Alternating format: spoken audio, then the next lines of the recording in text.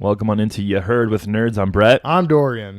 We just want to say, thanks for listening. Make sure you subscribe and like this video. And if you're listening to the podcast, make sure you subscribe. Leave a review for us. It helps us out a great deal. Mm-hmm. What are we talking about today, Dorian? We are talking about Hyrule Warriors, Age of Calamity. We are talking about Dune, the new trailer for the sci-fi movie that's going to be coming out hopefully later this year. But first things first, Xbox Series X has been revealed here. And not only Series S. Oh, sorry, S, yeah. So Xbox Series X we've known and seen. This is going to confuse me for the next 7-10 years, however long this thing's going to be going for here. But that being said, we got not only a reveal on the Series S, but we also got a price for it and a price for the Xbox Series X as well here. So it'll be interesting to see what PlayStation does after this. Yeah, I'm assuming probably it's not going to. I don't think it'll be the same because so if you've seen it, maybe we'll be able to throw in a picture of the side by side of them. The Xbox Series X is this huge chunk of machine. Like it looks like a tower. Fridge. Yeah, it's a mini fridge. And the freaking Series S is like essentially a speaker or like an intercom. Yeah, it's weird looking. Like it has that like speaker looking thing on it. Well, yeah, it's like a circle, but you would think like, oh, that's where the disc goes. Nope, no disc drive.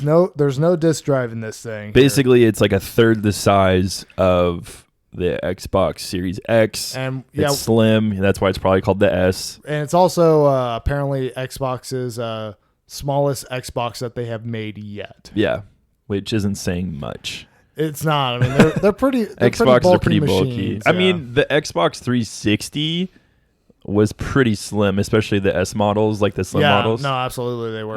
So it'll be interesting to see, but obviously it's going to play the next gen games. Right. Yeah. Half a terabyte basically of storage. Yep, and solid state drive, so you still get that. Yeah, you still get the quick load time, stuff like that. It can up res, I think, to 4K, but it's not going to play straight 4K. Yeah. I think that's what it said. It was like 1280p upscaling to 4K, which is very confusing. Yeah, I mean it's a lot of jargon that It won't be true 4K, but it'll be close enough. Yeah. So, but and it's going to be retailing at $29.99.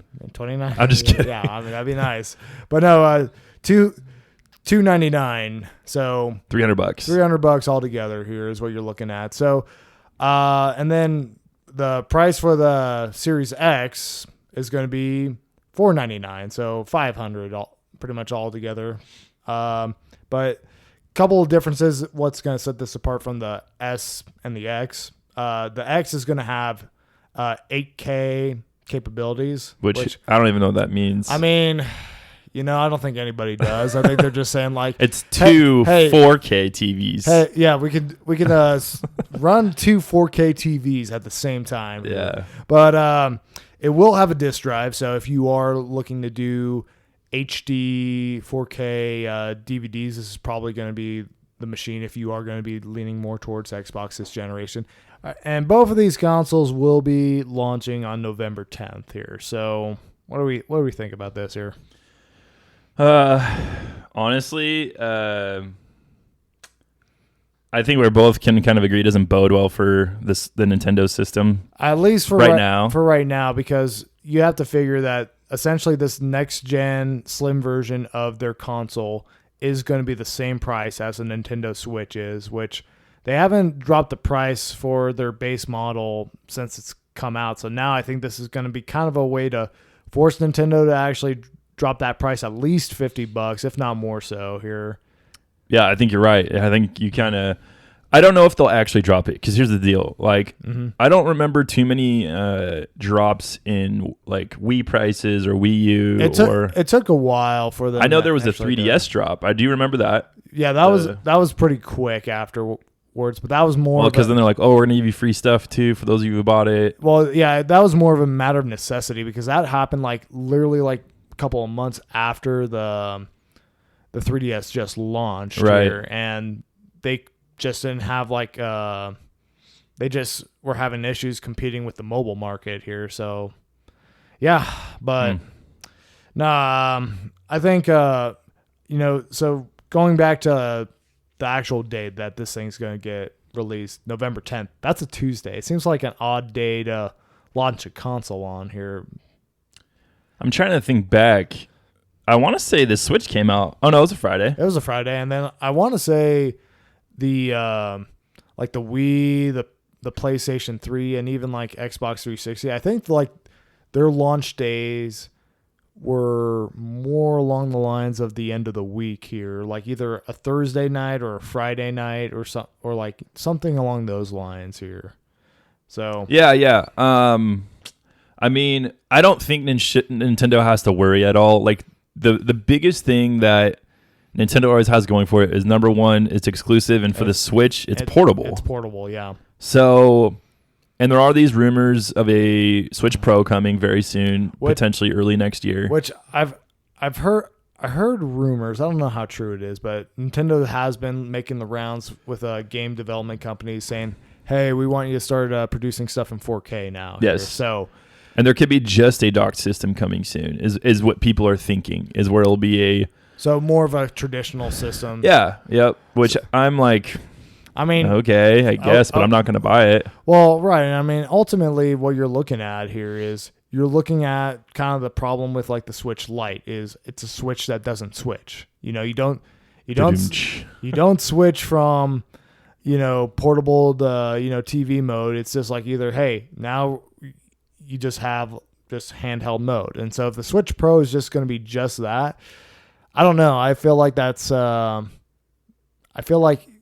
the people who really want to play like the best versions of like their Switch games, in high definition and all that. I mean, sure, yeah, fine, that'll be for them. But I think the big selling point for this thing is the fact that it will be a portable console here. This is essentially a Xbox 360, PlayStation 3 on the go. So I don't know. It'll be interesting to see. Big time. Something else that's pretty interesting, I think. Dude, we got rope-a-doped this week hard, I feel like. Yeah. We got rope-a-doped hard. So I woke up, last week. I don't remember what day it was, and I remember seeing, like, there's a Zelda trailer? Yeah. Let's freaking go, Nintendo. Let's go. Yeah, like one right after the other. Didn't read anything. Clicked on it, and I'm like, wait, so we're getting a prequel? Yeah. And then it was Hyrule Warriors. Yeah. And I was like, oh, no. Yeah, I mean, it didn't really get me all that bad just because I saw reactions and stuff. Well, no, I didn't see reactions. I just saw that, another Hyrule Warriors game. Oh, wait, it's actually taking place like 100 years before Breath of the Wild. And it's actually, has the same graphic style and everything like that. I'm like, oh, okay. Like, I kind of have like the opposite, like in terms of like the trickle down effect here in terms of like. I got you. Yeah, I got rope-a-dope then. Yeah. But with that said, this game is interesting. I'm not going to say it appeases me. It does not appease me. Sure. But it's interesting, especially from a story point of view. Now, yes, this is set in 100 years before. You get the flashbacks in Breath of the Wild. Yep. It's set during that time.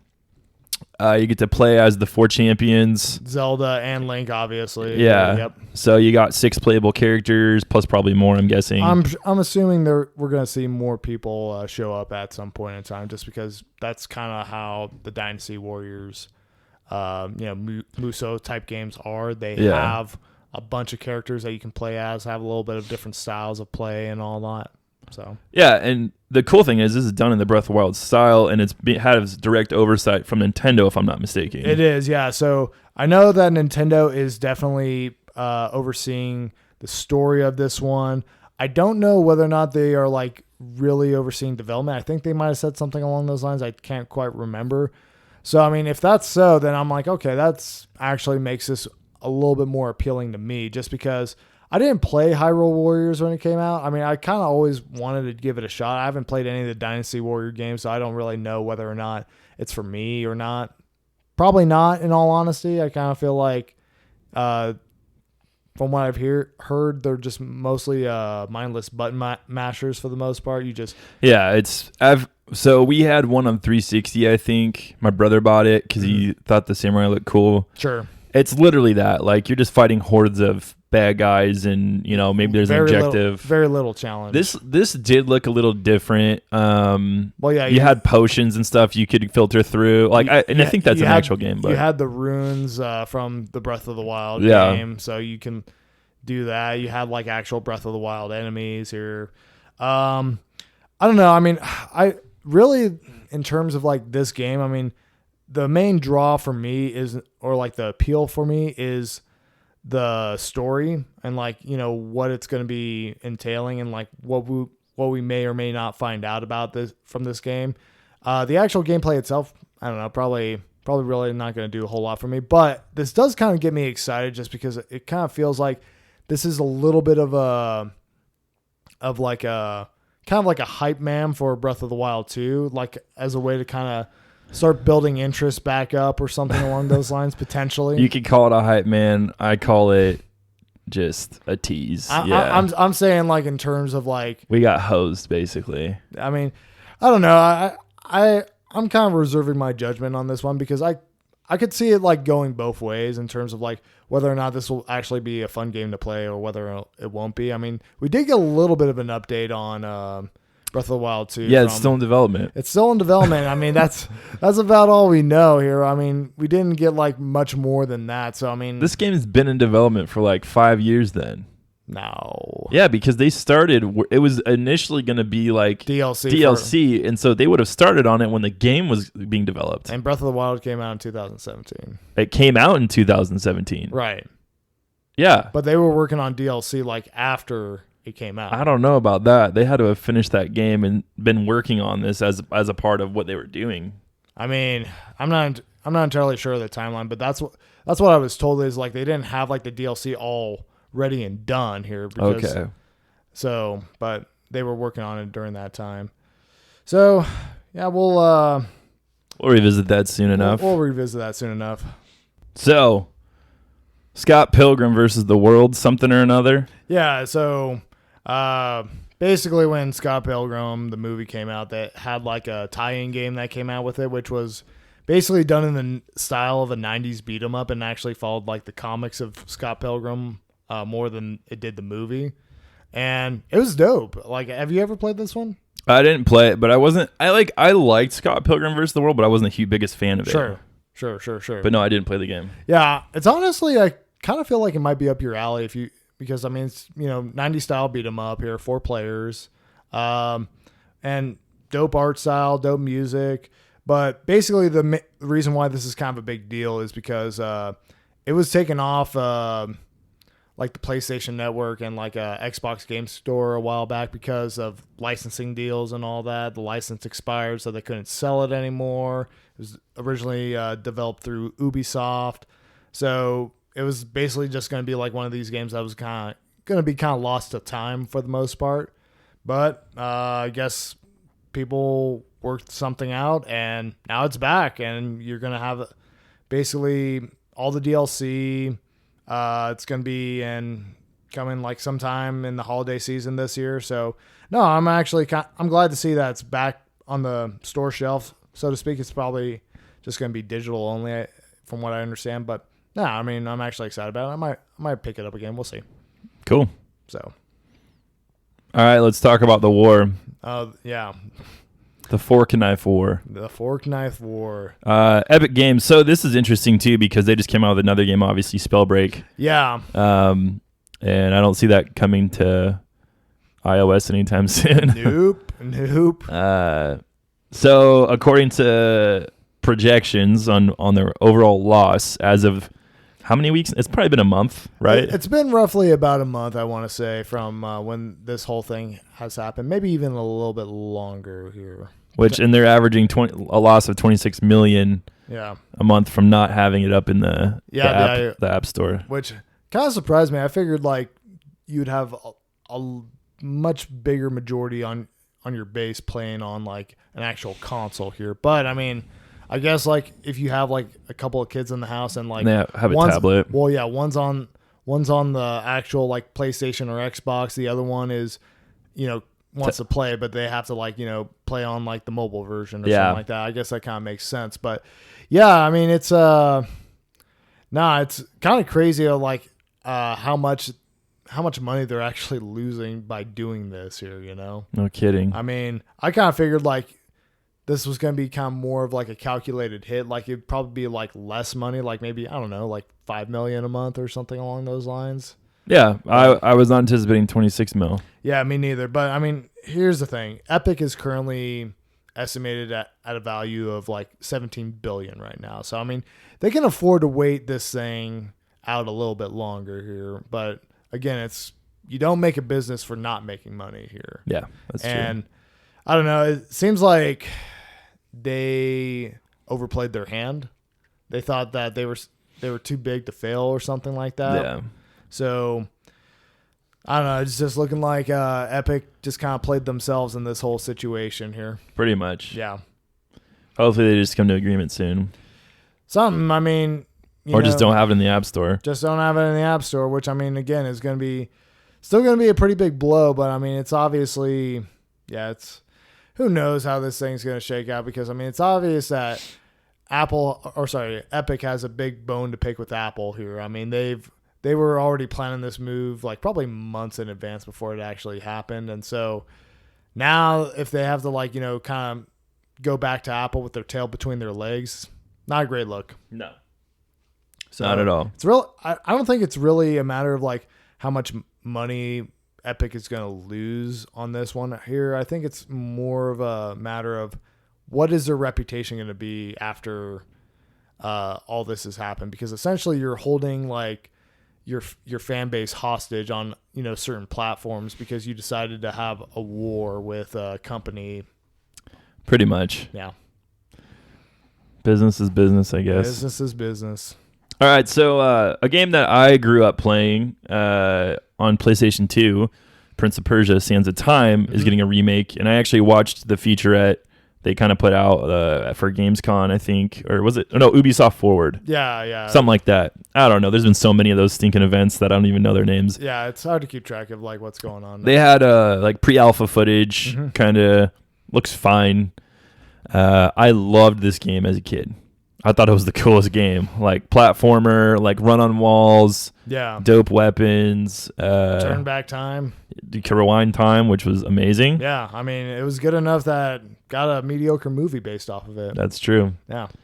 So yeah, I'm excited for them to make this. I mean, if it comes out on this generation, the current generation, I'll probably get it. I think they said it will be. I think they said like that was like one of the weird things about that announcement is they didn't say Xbox Series X or PS5, but they did say PS4 and Xbox One. So yeah.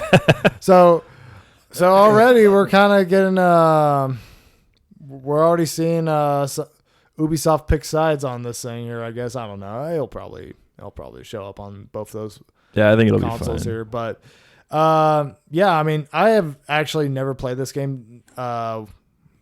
Just heard nothing but good things about it. So I'll probably check out the remaster or the remake, whatever this is actually going to be here. And give it a shot. Yeah. We were also surprised with the Dune featurette and trailer this week. Now I haven't read this book. Me neither. Or I guess it's a series, but the original book I know is like Sci-Fi Hall of Fame. Like, yeah.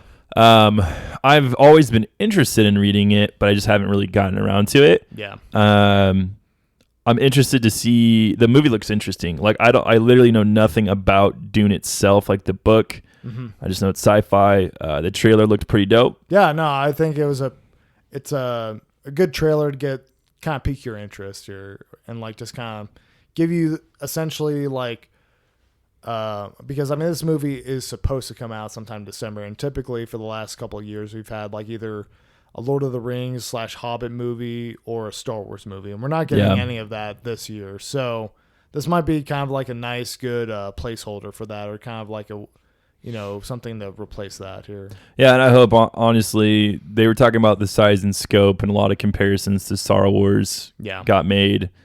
It's just bigger, it's vaster, and in my head, I'm like, I know it's like two kind of families, so I'm like, how big is this scope actually? Like, what does it look like? Right. They showed some concept stuff. I don't know, and that's also Isaac. Oscar Isaac.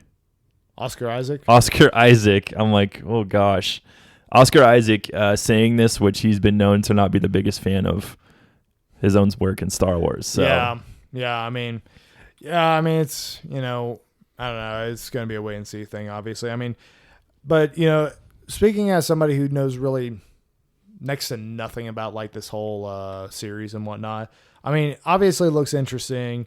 And getting a bit of a Star Wars / kind of Game of Thrones vibe from it, because it seems like obviously there's going to be a war or like some issue, and then you have what looks like the main character who has like prophetic dreams, and then he is like a messiah character, and then and then also you have kind of like the whole like what does it mean to be essentially a ruler dynamic that seems to be thrown in there as well. Yeah. So definitely. So yeah, I mean it's no, I'll be looking forward to it. I mean, it seems interesting enough to actually go buy a movie ticket if that is even an option come December here and watch it.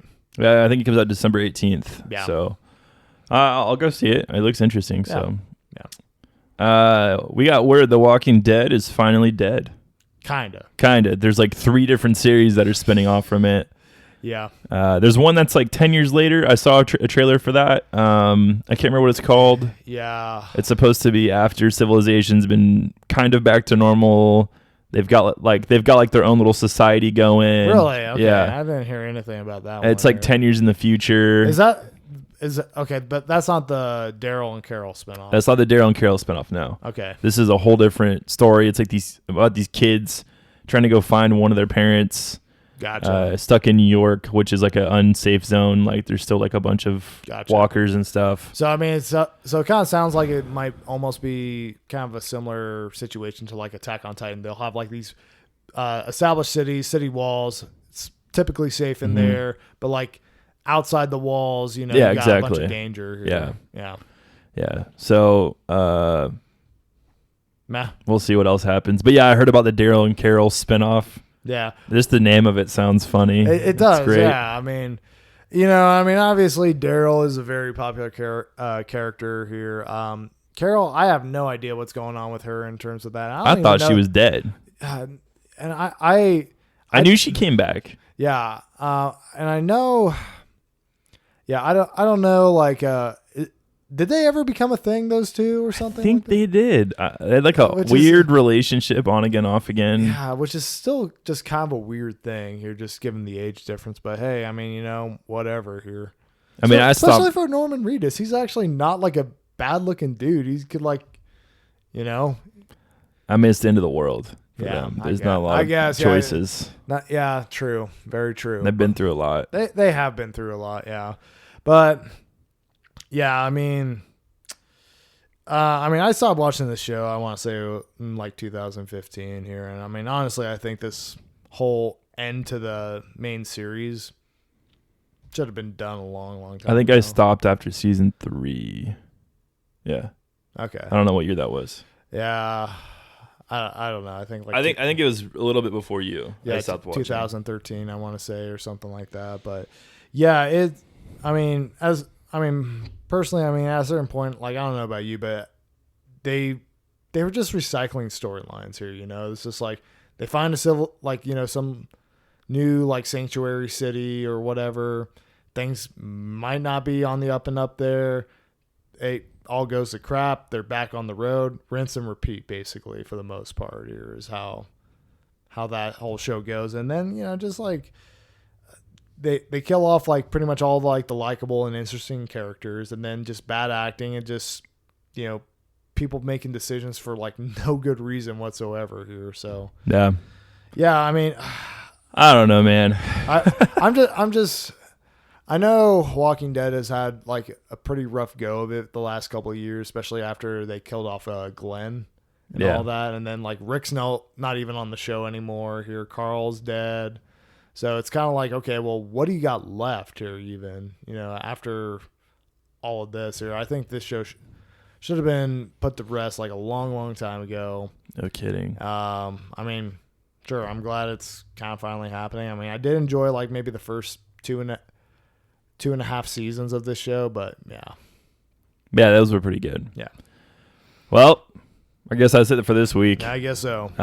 Thank you guys for listening. We greatly appreciate it. Check us out on all our social media, YouTube, Apple Podcasts, or wherever podcasts are found. Have an awesome week. And remember, everyone's nerd about something.